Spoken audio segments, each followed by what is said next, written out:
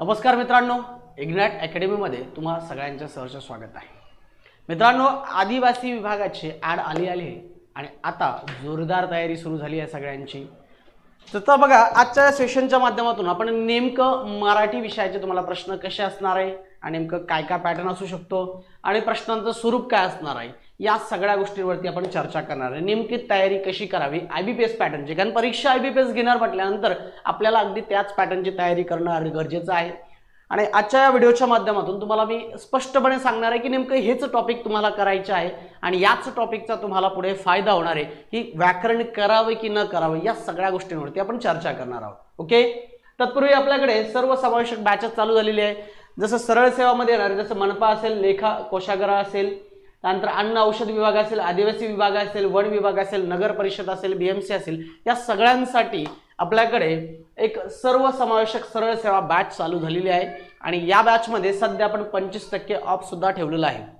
म्हणजे पहिल्या 500 विद्यार्थ्यांसाठी आपण हा कूपन कोड ठेवला आहे इग्नाइट25। हा कूपन कोड तुम्हाला वापरायचा आहे आणि त्या कूपन कोड वापरून तुमची फीस तुम्ही 25% कमी करू शकता। म्हणजे 1499 प्लस जीएसटी ही बॅच तुम्हाला एवढ्या रुपयामध्ये बॅच तुम्हाला मिळणार आहे। ॲडमिशन चालू झालेले आहे। आता पटपट जॉईन करून घ्या, कारण वेळ कमी आहे आणि अभ्यासाला सुरुवात करूया। ओके, काय मिळते तुम्हाला बॅच मध्ये? बेसिक पासून ॲडव्हान्स पर्यंत तुम्हाला मार्गदर्शन, सराव टेस्ट असतील, पीडीएफ नोट्स असतील, रेकॉर्डेड लेक्चर असतील आणि ते बघण्यासाठी तुम्हाला अनलिमिटेड व्ह्यू असणार आहे। या सगळ्या गोष्टी तुम्हाला इग्नाइट अकॅडमीच्या ॲप वरती मिळणार आहेत। Okay, so ignite academy app download करा आणि त्या कोर्सेस ऑप्शन मधून हे कोर्स घेऊ शकता तुम्ही। चला मग आपण सुरू करूया। नेमका आयबीपीएस पॅटर्न मराठीमध्ये प्रश्न विचारतात कसे आणि स्वरूप काय आहे। ओके, बघा, आयबीपीएस मध्ये तुम्हाला सगळ्यात जास्त प्रश्न हे ज्ञानात्मक पातळीवरती बिलकुल दिसणार नाही। ज्ञानात्मक म्हणजे आठवण्याच्या बेसवरती प्रश्न नसतात तुम्हाला, ते प्रश्न असतात तुम्हाला ते उपयोजनात्मक पातळीवरती। म्हणजे यावरती येणाऱ्या प्रश्नांचं प्रमाण फार कमी असतं, 2%, 4% म्हणूया आपण, किंवा जास्तीत जास्त 5% प्रश्न तुम्हाला ज्ञानात्मक पातळीवर येतात। ज्ञानात्मक म्हणजे तुम्हाला आठवण्याची गरज असते, जसं या पद्धतीने। आणि व्याकरण तर फार कमी आहे, त्यावरती पण आपण बोलूया। आणि उपयोजन पातळी ही सगळ्यात जास्त आहे तुम्हाला, म्हणजे तुम्हाला ऍप्लिकेशन बेस प्रश्न इथे येणार आहे आणि त्याचा तुम्हाला वापर करायचा असतो। त्यानंतर शब्दसंग्रहावरती एक चांगल्या प्रकारे भर असतो, शब्दसंग्रहावरती पण प्रश्न असतात। साहित्य हा प्रकार मात्र रेअर ऑफ द रेअर आहे, विचारला तर खरं तर विचारतच नाहीये, त्यामुळे साहित्य हा प्रकार इथं स्किप होत असतो। आणि व्याकरण मधला पण एक 20% 10% भाग म्हणतो आपण, तेवढाच भाग विचारला जातो। आणि मराठी उतारा आकलन हा पार्ट मात्र तुम्हाला येत असतो। म्हणजे हे तुम्हाला बघा, उपयोजनात्मक पातळीवर प्रश्न, मराठी उतारा, शब्दसंग्रह या पातळीवर जास्त प्रश्न तुम्हाला असतात। मग ऍक्च्युअल मध्ये आपण प्रश्न बघूया। बघा, जर उपयोजन म्हटलं मी, त्या उपयोजन पातळीवरती तुम्हाला काय येतं तर वाक्य रचनेनुसार चुका शोधा। म्हणजे चुका शोधायच्या आपल्याला, कशा चुका असू शकतात, वाक्याच्या रचनेच्या चुका काय, शुद्ध लेखनाच्या चुका काय असतील, त्यानंतर विरामचिन्हांच्या चुका। आता बघा, इथं प्रश्न तुम्हाला म्हणजे फार पूर्वी नॉलेज म्हणतो आपण तो प्रकार नसतो, तुम्हाला तो प्रश्न वाचायचा आणि त्यात तुम्हाला काय चूक सापडते किंवा वरील दिलेल्यापैकी खालीलपैकी कोणती चूक आहे, असा हा पॅटर्न तुम्हाला जास्त येणार आहे। त्याच्यानंतर शब्दाचा योग्य शब्दांचा वापर करून वाक्य पूर्ण करा।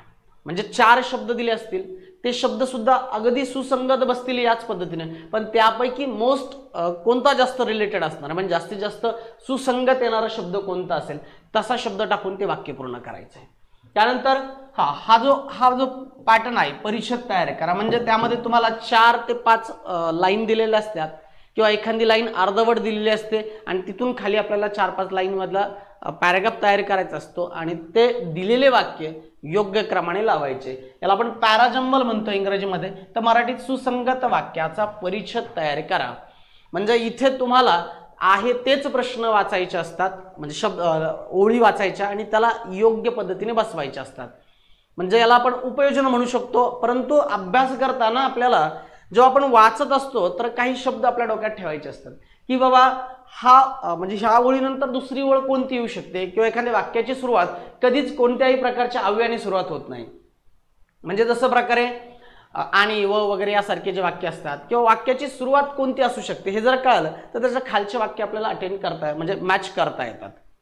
पुढे वेगवेगळ्या भागातील चुकीचा भाग ओळखणे, म्हणजे वाक्य दिलेलं असलं आणि त्याच्या खाली 4 ऑप्शन असतात किंवा त्यालाच ए बी सी डी केलं असतं, यापैकी काय चुकीचं दिसतंय म्हणजे त्यामध्ये तुम्हाला व्याकरणाच्या चुका असतील, शुद्धलेखनाच्या चुका असतील किंवा वाक्याला सुसंगत नसणारा शब्द तिथे असेल, अशा वेगवेगळ्या प्रकारच्या चुका तुम्हाला या भागात दिलेल्या असतात. त्यानंतर सर्वोत्कृष्ट विकल्प निवडून वाक्य पूर्ण करा. म्हणजे 4 विकल्प दिलेले असतात, त्यापैकी अगदी काय म्हणतात आपल्याला, अगदी म्हणजे ज्याला जे मॅच होत नाही असं वेगळं किंवा त्यातलं परफेक्ट बसणारं कोणतं असं तुम्हाला इथे काढावं लागतं आणि दिलेले वाक्य योग्य क्रमाने लावायचे असतात. आता इथे पण 4 वेगवेगळे वाक्य असतात, ते योग्य क्रमाने सेट करायचे असतात. म्हणजे या प्रकारचा पॅटर्न तुम्हाला मराठीमध्ये दिसायला मिळतो, जो पॅटर्न इतर परीक्षेमध्ये तुम्हाला दिसत नाही. कारण IBPS पॅटर्न हा प्युअरली उपयोजनावरती प्रश्न विचारणारा पॅटर्न आहे. त्यामुळे प्रॉपर व्याकरणाचा अभ्यास इथे तुम्हाला स्किप करावा लागतो. मग यामध्ये व्याकरणामध्ये काय विचारलं जातं तर मोस्ट ऑफ दी सांगतो तुम्हाला, नाम, लिंग आणि वचन हा मात्र टॉपिक त्यामध्ये येतो. लिंग सांगा किंवा वचन सांगा हा टॉपिक तुम्हाला येणार म्हणजे येणार.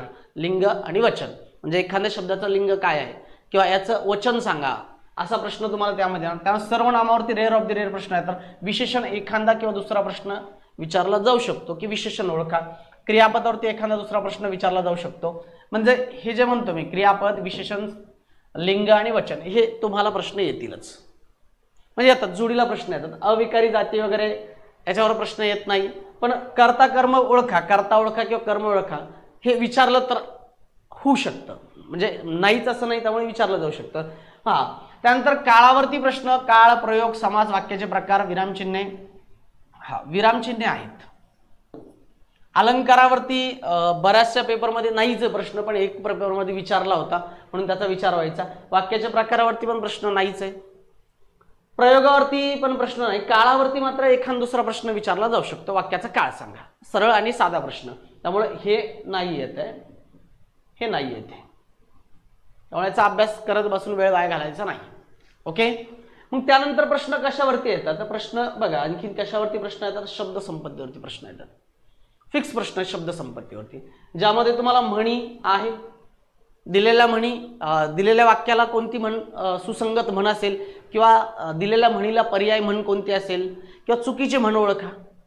म्हणजे 3-4 पॅटर्न यामध्ये येतात तुम्हाला. म्हणजे तुम्हाला तयारी करताना एका अर्थाच्या सारख्या सारख्या म्हणी पण तुम्हाला लक्षात ठेवाव्या लागतात, जेणेकरून तुम्हाला सुसंगत म्हण किंवा दिलेली म्हण कुठे मॅच होती किंवा चुकीची म्हण कोणती असे प्रश्न इथे येतील. त्यानंतर वाक्प्रचार, वाक्प्रचारामध्ये पण तुम्हाला सुसंगत असणारा वाक्प्रचार कोणता आहे, म्हणजे सिच्युएशन दिली जाईल आणि त्याला मॅच होणारा वाक्प्रचार कोणता असेल किंवा अर्थ, वाक्प्रचारचा अर्थ सांगा असे प्रश्न इथे येतील.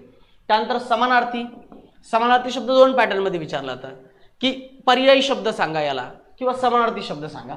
त्यानंतर विरुद्धार्थी शब्दावरती प्रश्न असतात, फिक्स असतात. अलंकारिक शब्द येतात, शब्द समूह, समूहदर्शक शब्द, एकाच शब्दाचे भिन्न अर्थ आणि जोड शब्द. आता जोड शब्द हा जो पॅटर्न आहे ना, जोड शब्द म्हणजे इथं तुम्हाला शुद्ध लेखनातला जोड शब्द नकोय. मग जोड शब्द म्हणजे कोणता, जसं बघा घर, दार जोडून आला, शेजारी, पाजारी असा जो शब्द याला जोड शब्द म्हटलं जातं. हा पॅटर्न आता विचारला जात असतो.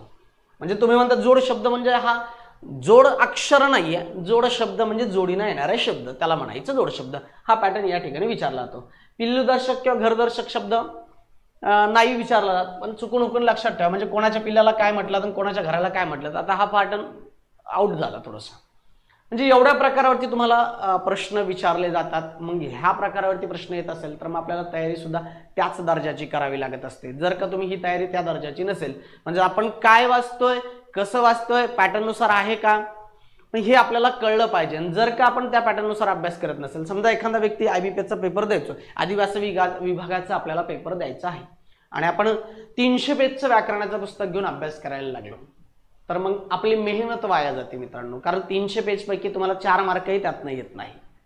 मग हे चुकीचं आहे. मग वाचायचं कसं, कशा प्रकारे वाचायला पाहिजे, कोणत्या गोष्टी वाचायला पाहिजे, तर या पॅटर्नने तुम्हाला अभ्यास करावा लागणार आहे.